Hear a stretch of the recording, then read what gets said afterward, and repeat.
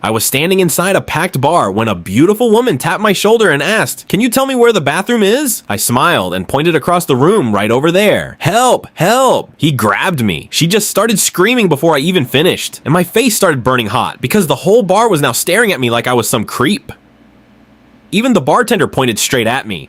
You harassing her?" I backed up with my hands raised. "She's lying. I didn't touch her. She asked me where the bathroom was, but the bouncer wrenched my arm behind my back and started walking me to the exit. She was sobbing into some stranger's shoulder, saying, 'I just wanted to find the bathroom,' when he grabbed my chest, but as they dragged me past her, she lifted her head for half a second and gave me the smallest smirk. My chest went ice cold because none of it was real, but somehow every person in that bar had bought her soba story, so I clenched my jaw and swore she wasn't getting away with this. I walked back into that bar the very next night with the perfect plan. The same bouncer who dragged me out was working the door, and I held my breath as I walked right past him, but his eyes slid over me like I was a stranger. She was posted in the same corner from yesterday, but she was already smiling at another guy, and I heard her say, "Can you tell me where the bathroom is?"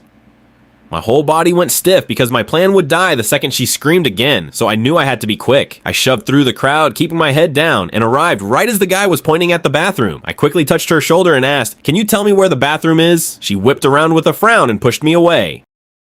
But first, which food will you give to your mom? If it's a spoiled food, ignore. If it's a burger, like this video. If it's a pizza, subscribe. If it's pasta, comment heart emoji. If it's jollof rice, share this video with your mom. If it's a meat steak, do all. The bathroom is over there now. Get lost. That's when I smirked because now I had the perfect setup for my plan. But her eyes went wide. "Wait, aren't you the same guy from yesterday? Help! Help!" She grabbed me. I screamed as loud as I could and jumped back with my arms over my chest like she just violated me. The room whipped around and the bartender pointed straight at her. You harassing him?" She started shrieking. "He's lying. I never touched him." But it was too late. I buried my face in my hands and squeezed out real tears. And her eyes went wide like the sun. The bouncer locked her arms while she thrashed and kicked and started walking her to the exit. And as he dragged her past me, I wiped my eyes, dropped the act, and gave her the biggest smirk just like she'd given.